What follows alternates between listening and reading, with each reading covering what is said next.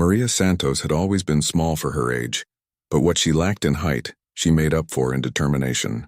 At 19, she stood barely 5 feet 2 inches tall, with calloused hands that spoke of years working in her family's auto repair shop in East Los Angeles.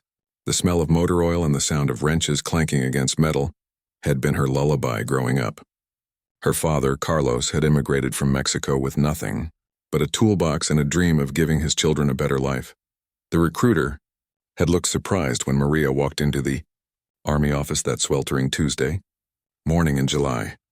She wore her cleanest pair of jeans and a button-down shirt that belonged to her older brother, the sleeves rolled up to hide how loose it was on her small frame. The fluorescent lights buzzed overhead as she sat across from Staff Sergeant Williams, a tall man with kind eyes who seemed genuinely interested in what she had to say. "Why the military?" he had asked, leaning back in his chair. Maria's answer came without hesitation. "I want to serve my country, and I want to learn skills that will help me build something bigger than myself." She didn't mention the college fund that would help her become the engineer she dreamed of being, or how proud it would make her parents to see their daughter in uniform. The paperwork seemed endless. Forms asking about her background, her health, her family history. Maria filled out each section carefully, her handwriting neat and precise like everything else she did.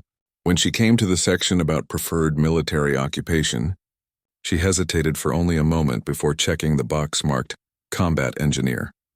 She had always been good with her hands, good at solving problems, and good at staying calm under pressure.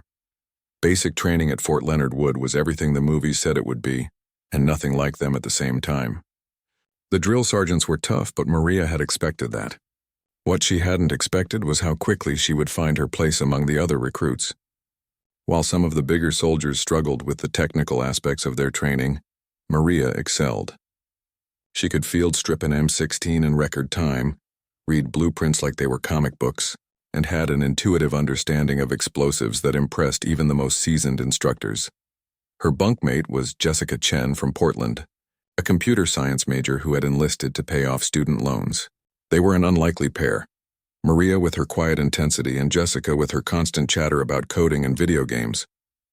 But they clicked immediately, bonding over late-night conversations about their families and their dreams for the future.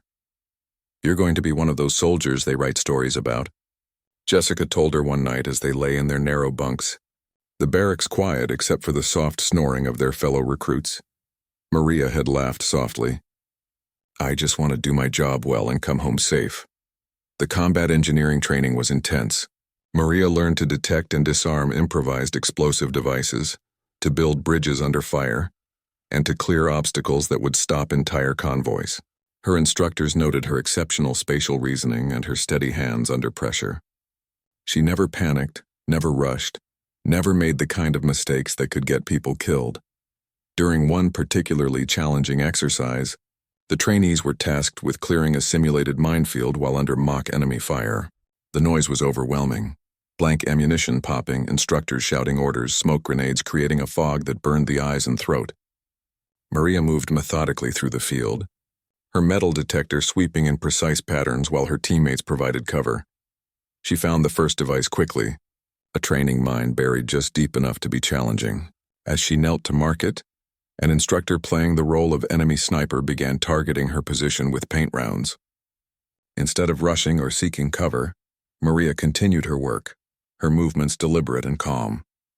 She marked the device, called it in, and continued her sweep. By the end of the exercise, Maria had found more devices than any other trainee, and had done so without a single safety violation.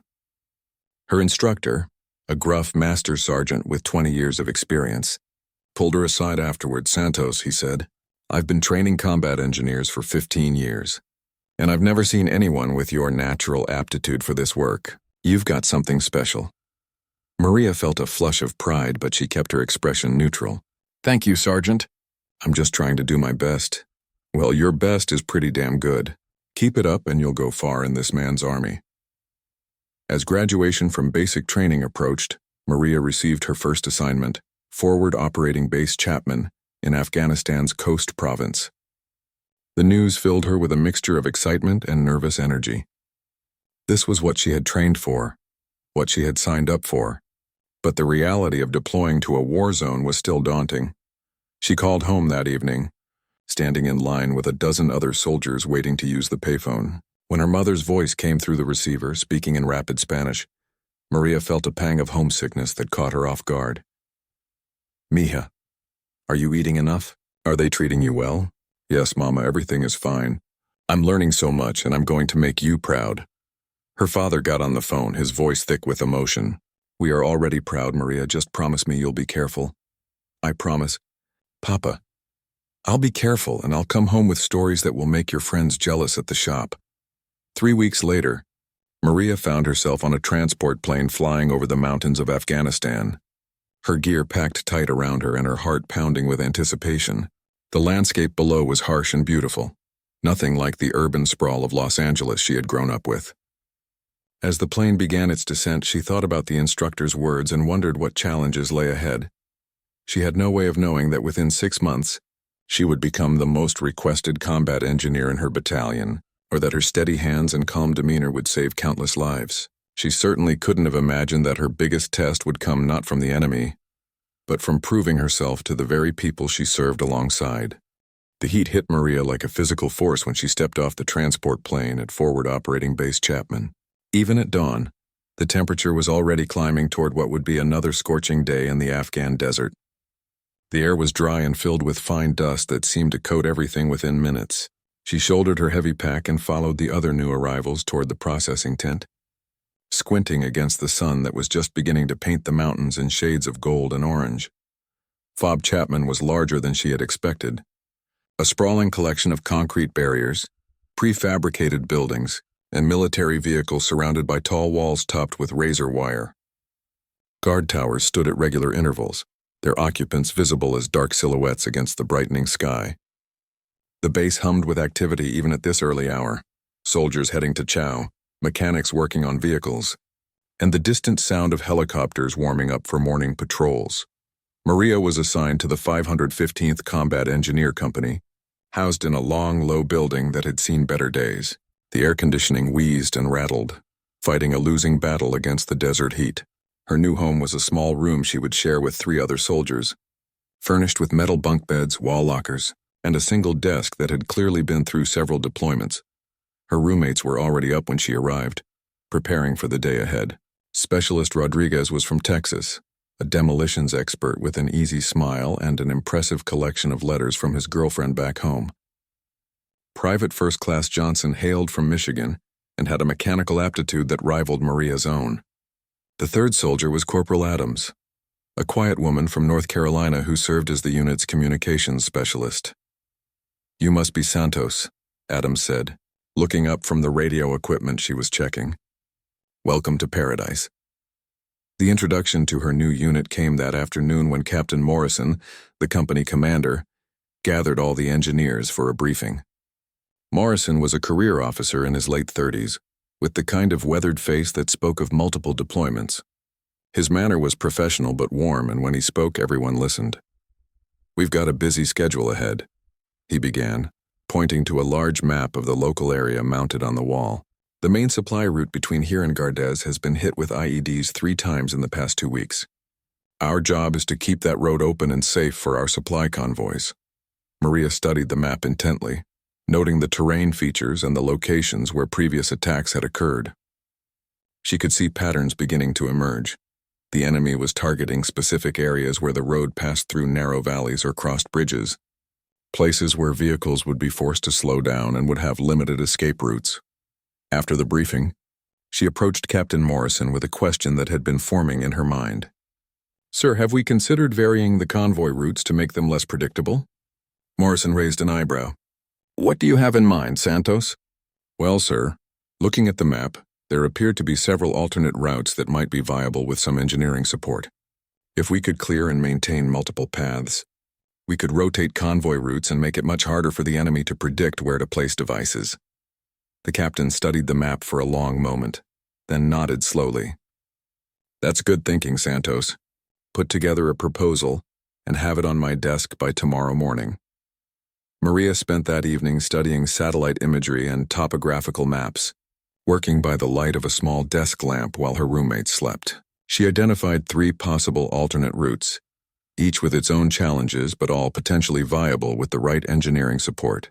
One route would require clearing several rock slides, another needed a temporary bridge across a seasonal stream, and the third would benefit from improved drainage to prevent washouts during the rainy season. Her first mission came 2 days later. Intelligence had identified a suspected IED along the main supply route, and her team was tasked with investigating and clearing the device if found. The patrol consisted of 2 Humvees and 8 soldiers, including Maria as the primary combat engineer, Staff Sergeant Williams, not the recruiter who had signed her up, but a different Williams was the patrol leader. He was a stocky man from Alabama with 15 years of experience and a reputation for bringing his soldiers home alive. During the pre-mission briefing, he looked directly at Maria when he spoke. "This is Santos's first mission with us," he announced to the team. "She's new, but she's got good training. We're going to take care of her, and she's going to take care of us." The suspected device was located about 6 miles from the base, at a point where the road curved around a large boulder. It was exactly the kind of location Maria had studied in her training, a natural choke point where vehicles would be forced to slow down. As their convoy approached the area, Williams called a halt about 200 meters away. "Santos, you're up," he said over the radio. "Take your time and do this right." Maria grabbed her equipment and began the slow, methodical approach to the suspected device location. Her metal detector swept back and forth in overlapping patterns, while she visually scanned the ground for any signs of disturbance. The sun beat down mercilessly, and sweat dripped into her eyes despite the bandana she wore beneath her helmet. She found the device buried about 18 inches beneath the road surface, its metal components giving off a clear signal on her detector. Following protocol, she marked the location and called it in before beginning the delicate process of excavation. Working with small hand tools, she carefully removed dirt and debris until the outline of the device became visible. It was a pressure plate IED, designed to detonate when a heavy vehicle passed over it. The explosive charge was larger than the training devices she had worked with, packed with metal fragments that would have turned any vehicle crew into casualties. As she studied the device, Maria noticed something that made her pause. The wiring was more sophisticated than typical IEDs they had encountered. Someone with real training had built this device, and they had taken care to include anti-handling measures that would make it dangerous to disarm. Maria took photographs from multiple angles and carefully sketched the layout before calling Williams on the radio. "This one's complex," she reported. "It's going to take some time to make it safe." "Take all the time you need," Williams replied. "We'll keep watch." For the next hour, Maria worked with painstaking precision. Each wire had to be traced, each component identified and neutralized. The anti-handling devices were particularly tricky, small charges designed to detonate if someone tried to move or disarm the main device. She had encountered similar systems in training, but this was her first time dealing with one in the field where a mistake would mean death. As she worked, Maria became aware of a helicopter circling overhead. She glanced up briefly to see a Black Hawk maintaining a protective orbit around their position. The sight was reassuring, but it also reminded her that every minute they spent in this location increased their vulnerability to enemy observation and potential attack. Finally, after what felt like hours but was actually about 90 minutes, Maria successfully disarmed the device. She carefully extracted the explosive components and placed them in a containment bag, before standing and giving Williams the all-clear signal. "Outstanding work, Santos," Williams said when she returned to the vehicles. "That was textbook perfect." As they drove back to the base, Maria felt a mixture of exhaustion and satisfaction. She had successfully completed her first mission, potentially saving the lives of countless soldiers who would have used that road in the coming days. But more than that, she had proven to herself and her team that she could handle the pressure and responsibility that came with her job. That evening, Captain Morrison stopped by her quarters to congratulate her personally. "I heard about your work today," he said. "Williams tells me you handled that device like a seasoned professional." "Thank you, sir. I was just applying my training." "Well, your training shows. Keep up the good work, Santos. I have a feeling we're going to be relying on you quite a bit in the coming months." 3 months into her deployment, Maria had earned a reputation that followed her around a fob Chapman like a shadow. Soldiers from other units would specifically request her presence on dangerous missions, and convoy commanders felt more confident when they knew Santos was riding along. She had successfully cleared over 30 IEDs without a single incident, each one more complex than the last as the enemy adapted their tactics to counter American techniques. The morning that would change everything started like any other. Maria was in the maintenance bay cleaning her equipment and checking her supplies when Sergeant First Class Thompson approached with a mission folder in his hand. Thompson was the kind of soldier who had seen everything twice, a career non-commissioned officer with deployments stretching back to the Gulf War. His weathered face rarely showed emotion, but Maria had learned to read the subtle signs that indicated the difficulty of an upcoming mission. "We've got a situation," Thompson said, handing her the folder. "Convoy hit an IED about 15 clicks north of here. 2 vehicles disabled, multiple casualties. They need immediate route clearance for medical evacuation." Maria opened the folder and studied the intelligence reports. The convoy had been traveling a secondary route when they struck what appeared to be a massive buried device. The explosion had destroyed the lead vehicle and severely damaged the second, leaving 8 soldiers wounded and unable to move. Worse, intelligence suggested the area might be seeded with additional devices designed to target rescue operations. "What's the timeline?" Maria asked. "Medevac birds are spinning up now, but they can't land until we guarantee the landing zone is clear. Every minute we delay puts those wounded soldiers at greater risk." Within 20 minutes, Maria was aboard a Chinook helicopter with a rapid response team consisting of 2 combat engineers, 4 infantry soldiers, and a medic. The flight to the ambush site took 12 minutes, during which Maria reviewed satellite imagery and coordinated with the aircraft crew about the safest approach to the landing zone. The scene that greeted them was worse than the reports had indicated. The lead Humvee was completely destroyed, its armored hull cracked open like an egg. The second vehicle had been thrown off the road by the blast, coming to rest on its side against a rocky outcropping. Smoke still rose from both wrecks, and Maria could see soldiers moving around the casualties, trying to provide aid while maintaining security. The team leader for the stranded convoy was Staff Sergeant Marcus Webb, an infantry soldier from Georgia with 2 previous deployments under his belt. Webb had taken shrapnel in his left arm, but was still directing his soldiers and coordinating with headquarters. When he saw Maria approaching, his expression showed both relief and skepticism. "They sent a girl?" he asked Thompson, loud enough for Maria to hear. "They sent the best combat engineer we have," Thompson replied firmly. "Santos has more successful clearance operations than anyone else in the battalion." Webb looked Maria up and down, taking in her small stature and youthful appearance. "No offense, but this is a complex situation. We need someone with serious experience." Maria had heard variations of this conversation dozens of times. Instead of arguing, she simply nodded and began unpacking her equipment. "Where do you need me to start, Sergeant?" The landing zone for the medevac helicopters was about 200 meters from the ambush site, across terrain that intelligence suggested might contain multiple devices. Maria's job was to clear a safe path from the casualties to the landing zone, working under time pressure with wounded soldiers depending on her speed and accuracy. She began her sweep at the edge of the road, working methodically toward the proposed landing area. Her metal detector picked up several false signals: pieces of shrapnel from the explosion, discarded equipment, and natural metal deposits in the soil. Each signal required investigation, slowing her progress but ensuring she didn't miss anything that might pose a threat. About halfway to the landing zone, her detector gave the distinctive tone that indicated a buried metallic object of significant size. Maria knelt and began the careful process of excavation, aware that every minute of delay was another minute the wounded soldiers had to wait for medical evacuation. The device she uncovered was different from anything she had seen before. It was larger than typical IEDs, with multiple triggering mechanisms that suggested it was designed specifically to target rescue operations. As she studied the device, Maria realized that the enemy had anticipated exactly this scenario: American forces rushing to aid their casualties and exposing themselves to secondary attacks. "This is going to take some time," she radioed to Thompson. "The device is sophisticated with multiple anti-handling features." "How much time?" Webb interjected over the radio, his voice tight with stress. "Maybe an hour, maybe more. I can't rush this without risking detonation." "We don't have an hour," Webb snapped. "Those soldiers need medical attention now." Maria looked up from the device toward the casualties visible in the distance.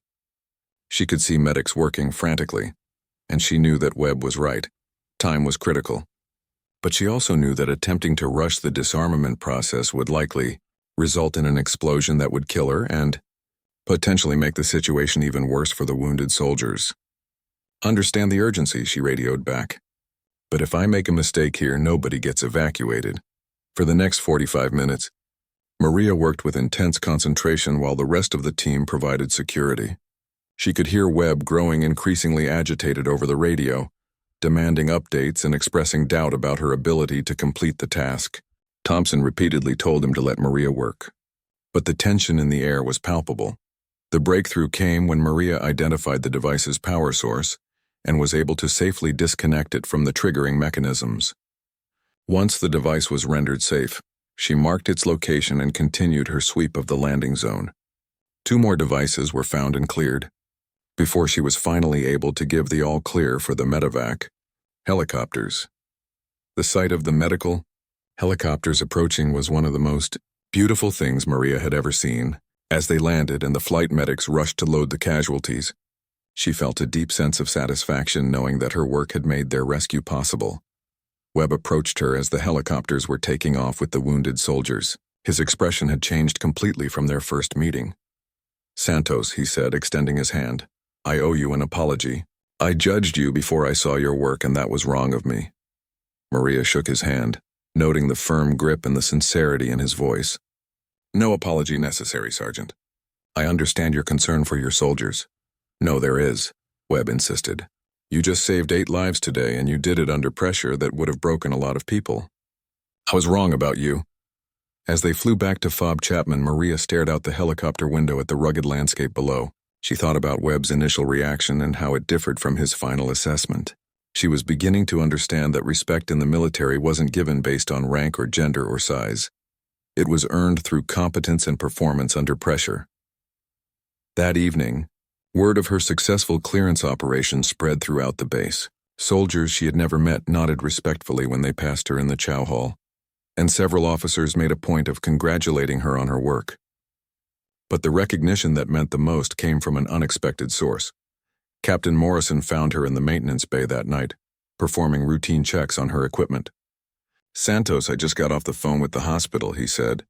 "All 8 of those soldiers are going to make full recoveries." Maria felt a warmth spread through her chest. "That's good news, sir." "It's more than good news," Morrison replied. "It's the reason we do this job. You should be proud of what you accomplished today." As she lay in her bunk that night, Maria thought about her father's auto repair shop back in Los Angeles. She remembered him telling her that the most important jobs were the ones where people depended on you to do things right the first time. Today had been that kind of job, and she had proven to herself and others that she was capable of handling that responsibility. The reputation that Maria had built over months of flawless performance was about to face its greatest test. It was late October, and the weather had begun to change from the scorching heat of summer to the unpredictable conditions of autumn in Afghanistan. Dust storms were more frequent, and the temperature could swing 40 degrees between dawn and midday, creating challenges for both equipment and personnel. Lieutenant Colonel Harrison had arrived at FOB Chapman 3 weeks earlier, a by-the-book officer with a distinguished record who believed strongly in traditional military hierarchy. He was career military from a family of career military officers, and his approach to leadership reflected decades of institutional thinking about how soldiers should be managed and deployed.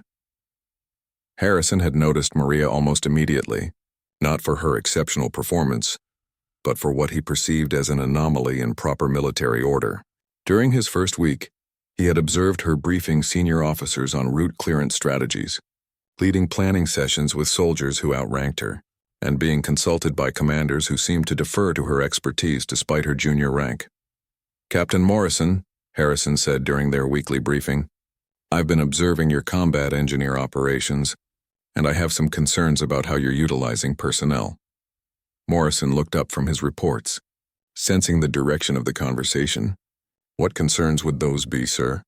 "Specialist Santos seems to be operating well above her pay grade. I've seen her taking point on complex missions, briefing field-grade officers, and essentially functioning as a team leader without the appropriate rank or experience. Sir, Santos is our most capable combat engineer," Her technical skills and decision-making under pressure are exceptional, and other unit commanders specifically request her for high-priority missions. Harrison's expression hardened slightly. Captain, competence is important, but so is maintaining proper military structure and discipline. We can't have junior enlisted personnel, regardless of their technical abilities, operating outside the established chain of command. The conversation was interrupted by an urgent radio call. A combined patrol of American and Afghan National Army soldiers had struck multiple IEDs while moving through a village about 20 miles southwest of the base. Initial reports indicated at least 3 devices had detonated in sequence, with multiple casualties and several vehicles disabled in what appeared to be a complex ambush. "Sir?" Morrison said to Harrison. "This sounds like exactly the kind of situation where Santos's expertise would be invaluable." Harrison studied the incoming reports for a moment before responding. "I understand your assessment, Captain, but I think this is an excellent opportunity to demonstrate that we can handle complex situations using proper military protocol. I want you to assign Sergeant Rodriguez to lead the combat engineer response." Rodriguez was a competent soldier with solid technical skills, but he lacked Maria's intuitive understanding of enemy tactics and her ability to remain calm under extreme pressure. Morrison started to object, but Harrison cut him off. "This is not a discussion, Captain. Rodriguez will lead the engineering response and Santos will remain here on base. We need to maintain proper command structure, especially in high-visibility operations like this one." Within an hour, Rodriguez was airborne with a response team, while Maria remained at the base performing routine equipment maintenance. She had overheard enough of the radio chatter to understand the severity of the situation, and every instinct told her that the mission would require exactly the kind of complex problem-solving that had become her specialty. The first indication that something was wrong came 3 hours later when Rodriguez's team requested additional support. The IED field was more extensive than initially reported, with devices linked in a complex network that required careful analysis before any clearance could begin. Rodriguez was competent, but he was struggling with the technical and tactical complexity of the situation. "Sir," Morrison said to Harrison after listening to the latest radio reports, "Rodriguez is requesting assistance. This situation is beyond what any single engineer can handle alone." "Then send another engineer," Harrison replied. "Sergeant Martinez is available." "Sir, with respect, Santos has more experience with complex IED networks than any 2 engineers combined. She's dealt with situations exactly like this before." Harrison's jaw tightened. "Captain, I've made my decision clear. Santos remains on base. We will handle this situation with appropriate personnel following proper military protocol." But the situation continued to deteriorate. Rodriguez's second update reported that the devices appeared to be command detonated, meaning someone was actively observing the American response and could trigger additional explosions at any time. The wounded soldiers were trapped in a kill zone, unable to move without triggering more devices, while enemy forces maintained overwatch from the surrounding hills. Maria sat in the communications center, listening to the radio traffic and feeling increasingly frustrated. She could hear the stress in Rodriguez's voice as he described device configurations that she had encountered before. She knew the solutions, understood the enemy tactics being employed, and could probably clear the area in half the time it would take any other engineer. "Permission to speak freely, sir?" she asked Harrison during his next visit to the communications center. Harrison looked surprised by her directness but nodded. "Go ahead, Specialist." "Sir, I understand your position about military protocol, but there are 8 wounded soldiers in that kill zone who need immediate evacuation. I'm not questioning Rodriguez's competence, but I have specific experience with the type of devices they're encountering." "Specialist Santos," Harrison replied, his voice carrying the tone of authority. "I appreciate your concern for your fellow soldiers, but I've made the decision about personnel assignments. Your role is to follow orders, not to question command decisions." Maria felt a flash of anger but kept her voice level. "Sir, if those soldiers die because we didn't use every available resource to help them, how does that serve military protocol?" The communications center fell silent.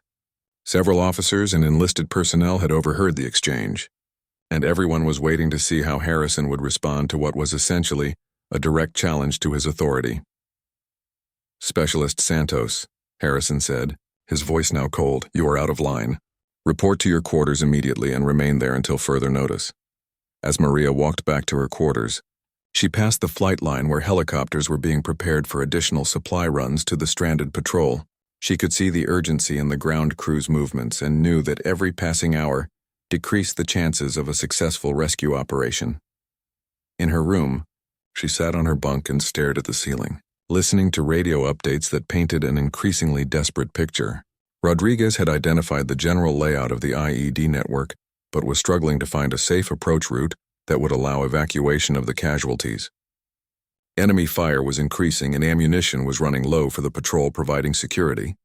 Captain Morrison appeared at her door 4 hours later, his expression grim. Santos, I need to ask you something and I need a straight answer. Yes, sir? If I were to hypothetically ask whether you could solve the tactical problem Rodriguez is facing, what would you tell me? Maria considered her response carefully. She understood that Morrison was essentially asking her to choose between following Harrison's direct orders and potentially saving the lives of fellow soldiers. Sir, based on the radio reports I've heard, I believe I could identify a clearance route that would allow casualty evacuation within 2 hours of arrival on site. Morrison nodded slowly. And you're confident in that assessment? Yes, sir. Completely confident. Morrison was quiet for a long moment, staring out the small window at the darkening sky. When he spoke again, his voice was barely above a whisper. Santos, in 15 minutes, there's going to be a helicopter departing for routine maintenance flight to forward operating base Salerno. If someone were to accidentally end up on that flight, and if that flight were to accidentally develop mechanical problems that forced it to land near the stranded patrol, well, accidents happen in war zones. Maria met his eyes and saw the weight of command in his expression. He was willing to risk his own career to save the lives of the soldiers in the field, and he was asking her to take the same risk. Sir, I understand completely. Maria's heart pounded as she grabbed her equipment and slipped out of her quarters into the gathering darkness. The helicopter Morrison had mentioned was indeed spinning up on the flight line, its rotors beginning to turn as the crew completed their pre-flight checks. She approached cautiously, staying in the shadows between buildings, until she was close enough to make contact with the crew chief. Staff, Sergeant Williams, the third Williams she had encountered during her deployment, was a helicopter crew chief with 12 years of experience and a reputation for bending rules when lives were at stake. When Maria explained the situation, his response was immediate and decisive. Get in, he said simply. We'll figure out the paperwork later. The flight to the ambush site took 18 minutes, during which Maria reviewed everything she knew about the tactical situation from the radio reports. The enemy had used a classic L-shaped ambush, detonating IEDs to disable vehicles at the base of the L, then using small arms fire from positions along both arms to pin down the survivors. Additional devices had been placed along likely evacuation routes, creating a complex maze that required careful analysis to navigate safely. As they approached the area, Maria could see muzzle flashes in the darkness where the stranded patrol was returning enemy fire. Tracer rounds streaked back and forth across the valley, and the occasional explosion indicated that both sides were using grenades and other explosives. The pilot had to approach carefully, using terrain features to mask their presence until the last possible moment. We're going to drop you about 300 meters from the patrol position, Williams shouted over the noise of the rotors. Stay low and move fast. We'll orbit nearby in case you need emergency extraction. Maria jumped from the helicopter before it had fully settled, her equipment bag slung across her back and her weapon ready. The ground was rocky and uneven, forcing her to move carefully in the darkness toward the sound of gunfire. She could smell cordite in the air and hear the distinctive crack of bullets passing overhead as the firefight continued. She found Rodriguez and the patrol leader, Staff Sergeant Kumar, huddled behind the wreckage of a disabled Humvee. Both men looked exhausted and stressed, their faces blackened with smoke and dirt from hours of combat. When they saw Maria approaching, their expressions showed a mixture of relief and confusion. Santos, Rodriguez asked, what are you doing here? Harrison specifically ordered you to stay on base. Helicopter had mechanical problems, Maria replied, using the cover story Morrison had suggested. Looks like I'm stuck here until morning. Kumar managed a tired smile. Well, since you're here, maybe you can help us figure out how to get these casualties evacuated. We've got 3 soldiers who need immediate medical attention, and Rodriguez has been working on clearance routes for the past 4 hours. Maria quickly studied the tactical situation. The patrol was positioned in a natural depression that provided some cover from enemy fire, but also made them vulnerable to devices placed along the high ground that surrounded them. Rodriguez had identified several potential evacuation routes, but each one presented significant risks that had prevented any movement toward the casualties. "Show me what you found so far," Maria said to Rodriguez. For the next 20 minutes, Rodriguez briefed her on his analysis of the IED network. He had done good work under difficult conditions, mapping out the locations of confirmed devices and identifying areas where additional devices were likely placed. But Maria could see gaps in his analysis, patterns that suggested a more complex network than he had identified. "You did solid work," Maria told him, meaning it. "But I think there's more to this than we're seeing." Using her night vision equipment, Maria began a systematic study of the terrain around their position. The enemy had chosen this location carefully, using natural choke points and elevation changes to create an ideal kill zone, but their very thoroughness might also provide the key to escape. After 30 minutes of careful observation, Maria identified what she believed was the enemy's mistake. They had focused so heavily on blocking the obvious evacuation routes that they had left a narrow corridor along the eastern ridge that appeared to be clear of devices. It was a difficult route that would require the casualties to be moved uphill over rough terrain, but it offered the best chance of reaching a landing zone where helicopters could safely extract the wounded. "I think I see a way out," Maria said to Kumar, "but it's going to require precise coordination and some risk-taking." She outlined her plan. Using smoke grenades to obscure enemy observation, she would clear a narrow path along the eastern ridge while the patrol provided covering fire. The wounded soldiers would be moved one at a time, with each movement timed to coincide with suppressive fire that would force the enemy to keep their heads down. "It's doable," Kumar said after considering the plan, "but if you're wrong about that ridge being clear, we could lose everyone." "I'm not wrong," Maria replied with quiet confidence. "The enemy positioned their devices to block the obvious routes. They didn't expect us to try moving uphill under fire." Kumar looked at Rodriguez, who nodded his agreement. "It's the best plan we've heard," Rodriguez said. "And Santos has the experience to pull it off." The operation began 20 minutes later. Maria moved out first, her metal detector sweeping the ground ahead while tracer rounds passed overhead. The enemy had spotted movement and was directing concentrated fire toward the ridge, but the patrol's return fire was keeping them from taking careful aim.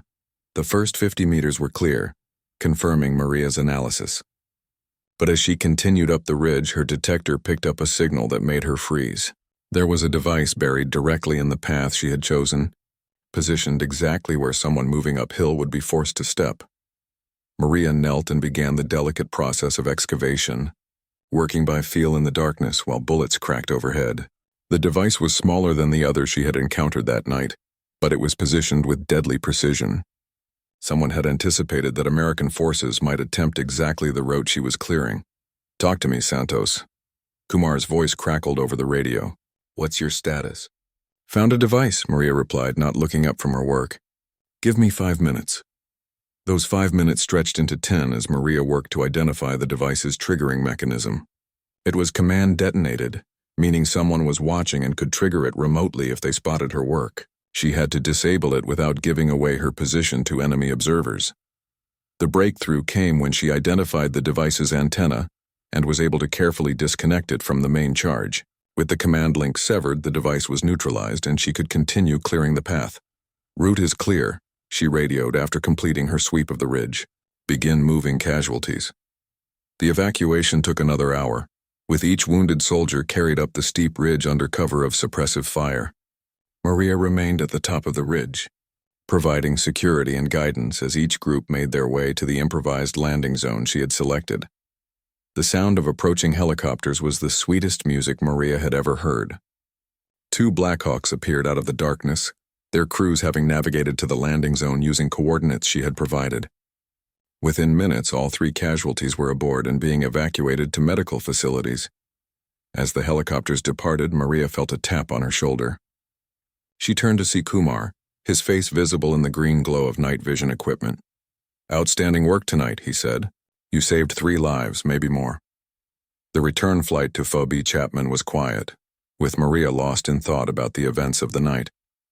She had disobeyed direct orders from a superior officer, potentially ending her military career. But she had also saved the lives of fellow soldiers who would have died without her intervention. As the helicopter touched down at the base, Maria could see a group of officers waiting on the flight line. Lieutenant Colonel Harrison stood in the center of the group, his expression unreadable in the pre-dawn darkness. Captain Morrison stood beside him, along with several other company-grade officers who had been following the night's events. Maria gathered her equipment and walked toward the waiting officers, unsure what reception she would receive. She had done what she believed was right, but she had also violated the direct order of a senior officer in front of witnesses. "Specialist Santos," Harrison said as she approached, his voice carrying across the flight line. "Yes, sir," Maria replied. Coming to attention, Harrison studied her for a long moment, his expression revealing nothing of his thoughts. Around them, the base was beginning to wake up for another day, with soldiers heading to chow and vehicles starting their engines for morning patrols. "I understand there was a helicopter malfunction that stranded you at the ambush site," Harrison finally said. Maria met his eyes, understanding that he was offering her a way to avoid the consequences of her actions. "Yes, sir. Mechanical problems forced an emergency landing. And during this unplanned stop, you assisted with casualty evacuation operations?" "Yes, sir. I provided technical support to the on-site combat engineer." Harrison nodded slowly. "I see. Well, it appears your presence was fortuitous for the wounded soldiers." The weeks following the Ridge evacuation marked a subtle but significant shift in how Maria was perceived and utilized within the battalion. Lieutenant Colonel Harrison never directly acknowledged what had really happened that night, but his actions spoke louder than words. Maria found herself assigned to increasingly complex and high-priority missions, often working directly with senior officers who sought her input on tactical planning and threat assessment. The change was most evident during a mission briefing in early November when intelligence reported a major supply convoy under preparation by enemy forces. The convoy was expected to carry weapons and explosives through the region, using routes that had been previously considered too dangerous for American interdiction efforts. "The enemy has learned to adapt their tactics," Harrison explained to the assembled officers and senior enlisted personnel. "They're using multiple decoy convoys, varied timing, and sophisticated IED networks to protect their supply lines. Stopping this convoy will require precise intelligence and flawless execution." Maria listened from the back of the briefing room, taking notes on the terrain features and tactical considerations Harrison was describing. She noticed several patterns that suggested the enemy was using techniques she had encountered before, and she began formulating approaches that might counter their strategies. "Sir," she said during the question period, "based on the intelligence reports, it appears the enemy is using a layered defense strategy similar to what we encountered during the October ambush operations." Harrison looked directly at her, his expression neutral but attentive. "Explain your analysis, Specialist Santos." "They're creating multiple choke points along each possible route, with primary devices designed to stop vehicles and secondary devices positioned to target rescue operations. But the pattern suggests they're concentrating their resources on the most obvious approaches, potentially leaving vulnerabilities in areas they consider too difficult for us to exploit."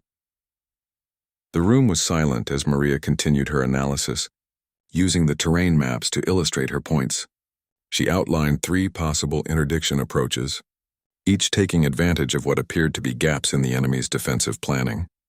When she finished, Harrison studied the maps for several minutes before responding. "Your analysis is comprehensive, Santos. Captain Morrison, I want you to incorporate these recommendations into our operational planning."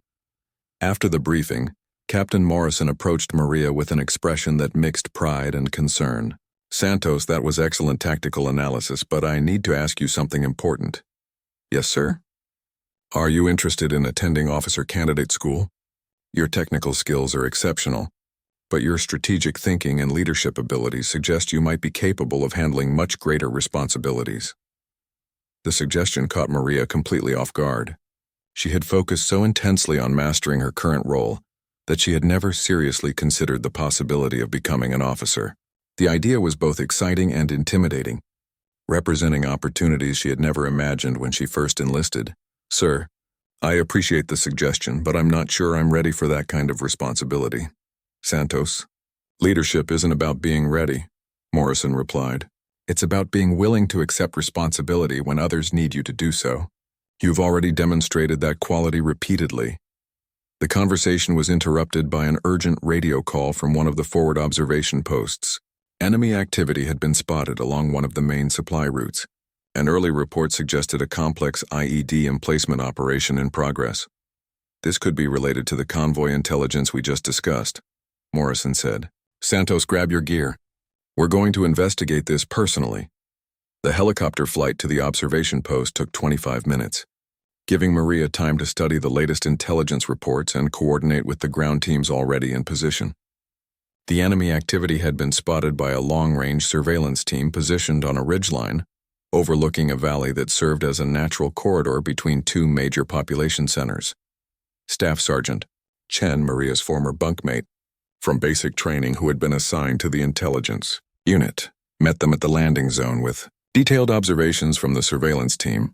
"We've been watching them for the past 4 hours, Chen explained. At least a dozen individuals working in teams to emplace devices along a 3-kilometer stretch of road. The sophistication of their operation suggests this is a major effort." Maria studied the surveillance photographs, noting the systematic approach the enemy was taking to their defensive preparations. They were creating overlapping fields of fire and multiple redundant triggering mechanisms, suggesting they expected a significant American response. "This isn't just about stopping a convoy," Maria said after analyzing the photographs. "They're preparing for a major engagement. This is designed to draw us into a prepared killing zone." Morrison nodded grimly. "Which means we need to approach this completely differently than they're expecting." Over the next 2 hours, Maria worked with the surveillance team to map out the enemy's defensive network. Using thermal imaging and long-range observation equipment, they identified not only the locations of individual devices, but also the command and control positions from which the enemy would coordinate their attack. The tactical problem was complex. The enemy had prepared multiple layers of defenses along the most logical approach routes, but they had also positioned command elements in locations that could be vulnerable to indirect fire if American forces could identify them accurately. "I have an idea," Maria said to Morrison after completing her analysis, "but it's going to require precise timing and coordination between multiple units." Her plan was audacious. Instead of attempting to clear the IED network directly, they would use it against the enemy by forcing them to reveal their command positions. A small decoy convoy would approach the kill zone, drawing the enemy's attention and causing them to activate their command systems. At that moment, when their electronic signatures were most visible, American forces would target the command positions with artillery and airstrikes. "It's risky," Morrison acknowledged after reviewing the plan. "If our timing is off, we could lose the entire decoy convoy." "Sir, the risk is acceptable if we can eliminate this network completely. Intelligence suggests they're planning to use these same tactics against multiple convoys over the coming weeks." Morrison studied the plan for another 10 minutes before making his decision. "We'll brief this to Colonel Harrison and request authorization for the operation." The briefing took place that evening via secure video conference, with Harrison participating remotely from the main headquarters. Maria presented her analysis and recommendations, using detailed charts and photographs to illustrate each aspect of the proposed operation. "This is an unusually complex operation for a specialist to be planning," Harrison observed when she finished her presentation. "Sir, Specialist Santos has demonstrated exceptional tactical ability," Morrison interjected. "Her recommendations have been successful in every previous operation where they've been implemented." Harrison was quiet for several minutes, studying the operational plan and considering the implications. When he finally spoke, his words carried the weight of command decision. "The plan is approved. Santos, you'll accompany the operation as the primary technical advisor. Captain Morrison will retain overall command, but tactical decisions regarding IED networks will be delegated to your expertise." As the conference ended, Maria felt a mixture of excitement and apprehension. She was being trusted with a level of responsibility that far exceeded her rank, but she was also putting multiple lives at risk based on her analysis and recommendations. "Santos, Morrison said after the connection was terminated. Tomorrow's operation will either establish you as one of the finest tactical minds in the battalion, or it will end both our careers. I hope your confidence in this plan is justified. Sir, it is, Maria replied, but I appreciate the magnitude of what we're attempting. That night, as she reviewed the operational plan one final time, Maria thought about the journey that had brought her to this point. From a small auto repair shop in Los Angeles to planning complex military operations in Afghanistan, she had traveled further than she had ever imagined possible. Tomorrow would test everything she had learned and determine whether she was truly ready for the greater responsibilities that seemed to be awaiting her. The morning of the operation dawned clear and cold, with visibility extending for miles across the Afghan landscape. Maria stood on the flight line at 0530 hours, checking her equipment one final time while the helicopter crews completed their pre-flight preparations. The complexity of the mission required precise coordination between ground forces, artillery units, and close air support, with timing measured in seconds rather than minutes. Captain Morrison approached her with the latest intelligence update. Surveillance confirms the enemy is still in position, he reported. All elements are ready to execute on your signal. The first phase of the operation proceeded exactly as planned. The decoy convoy, consisting of 2 up-armored Humvees and a supply truck, began its approach to the kill zone at precisely 800 hours. Maria monitored their progress from an observation post 3 kilometers away, using advanced surveillance equipment to watch for enemy reactions. Contact in 30 seconds. The convoy leader radioed as they approached the first suspected device location. Maria watched through her high-powered optics as the convoy reached the ambush site. For several tense moments, nothing happened, and she began to worry that her analysis had been incorrect. Then, exactly as she had predicted, the enemy activated their command systems to coordinate the ambush. Multiple electronic signatures active, the intelligence team reported. Command positions identified and confirmed. Execute fire mission, Morrison ordered over the radio. The artillery barrage began immediately, with 155mm shells impacting the enemy command positions with devastating precision. The carefully planned IED network became useless without the command and control systems needed to coordinate the attack, and the decoy convoy was able to pass through the kill zone without encountering a single device. All enemy command positions neutralized, the artillery observer reported. Secondary explosions indicate we hit ammunition storage areas. The operation continued for another hour as American forces systematically cleared the remaining IED network and captured intelligence materials from the destroyed enemy positions. Maria's analysis had been completely accurate, and the mission had succeeded beyond everyone's expectations. But it was during the extraction phase that the morning took an unexpected turn. As the helicopters arrived to retrieve the operation teams, Maria received an urgent radio message that would change her understanding of her role in the military. Santos. This is Colonel Mitchell at Division Headquarters. The voice crackled over her radio. I need you to remain in position for VIP extraction. We have a high-priority passenger inbound to your location. Maria looked questioningly at Captain Morrison, who appeared as surprised as she was. Sir, do you know anything about a VIP extraction? Negative, Morrison replied. This is the first I've heard of it. 20 minutes later, a single Black Hawk helicopter appeared on the horizon, flying alone and fast. It landed directly in front of Maria's position, and she watched in amazement as a figure in crisp ACUs stepped out of the aircraft. It was Brigadier General Patricia Hayes, the commanding general of the entire regional task force. Hayes was a legend in military circles, one of the first women to command at the general officer level, and known throughout the Army for her strategic brilliance and commitment to developing junior personnel. Specialist Santos, General Hayes said as she approached. I've been following your work for the past several months, and I wanted to meet you personally. Maria came to attention, struggling to process the surreal nature of the situation. Ma'am, it's an honor to meet you. At ease, Specialist. I want to talk to you about your future in the Army. For the next 30 minutes, General Hayes conducted what could only be described as a personal interview.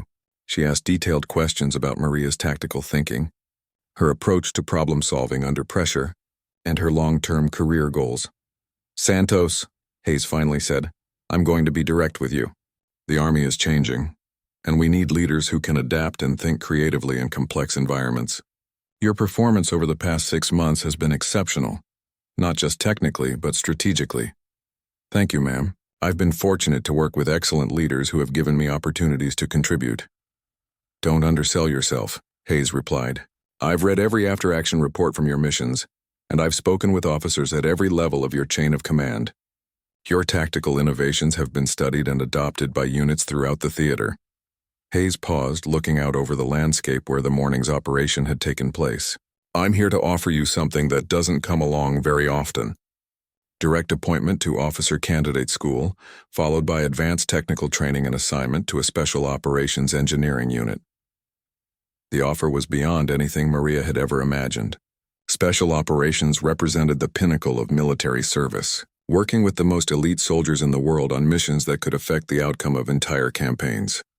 Ma'am, I'm honored by the offer, but I'm not sure I'm qualified for Special Operations. Santos.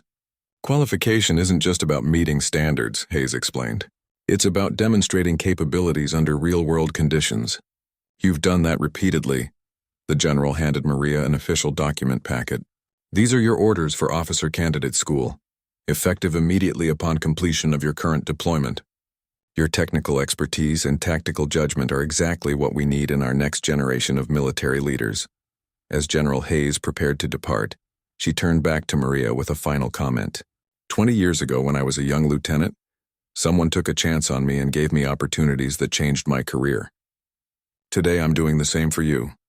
The helicopter lifted off, leaving Maria standing on the landing zone with orders that would reshape her entire future. Captain Morrison approached with a huge grin on his face.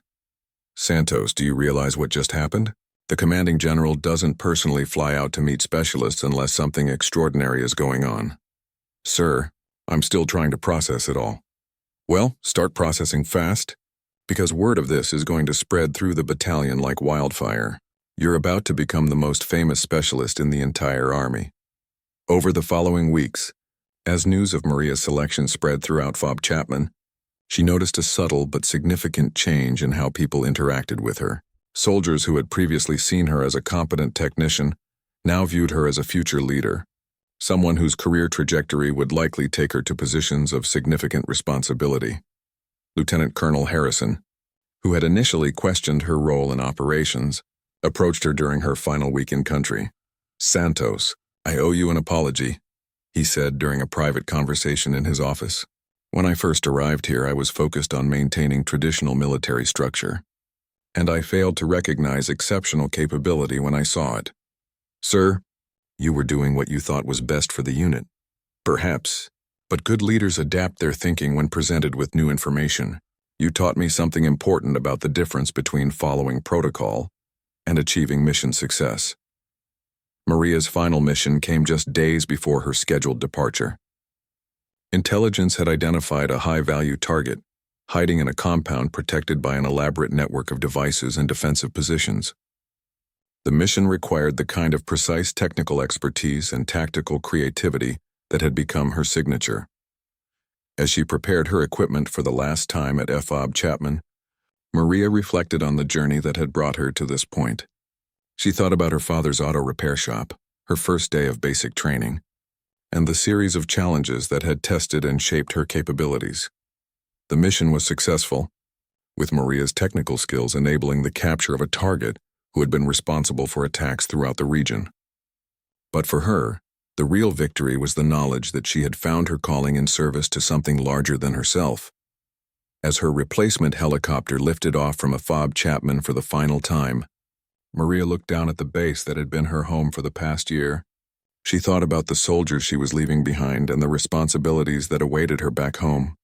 Officer Candidate School would be challenging, and Special Operations would test her in ways she couldn't yet imagine. But she was ready for whatever came next, confident in the knowledge that she had proven herself capable of handling responsibility and pressure in the most demanding environments. The small girl from East Los Angeles who had walked into that recruiting office with dreams of serving her country had become a soldier whose tactical innovations were being studied throughout the Army. More importantly, she had discovered that true leadership wasn't about rank or position, but about competence, courage, and the willingness to accept responsibility when others were counting on you. As the helicopter banked toward home, Maria Santos smiled and began planning for the next chapter of her military career, knowing that the best was yet to come.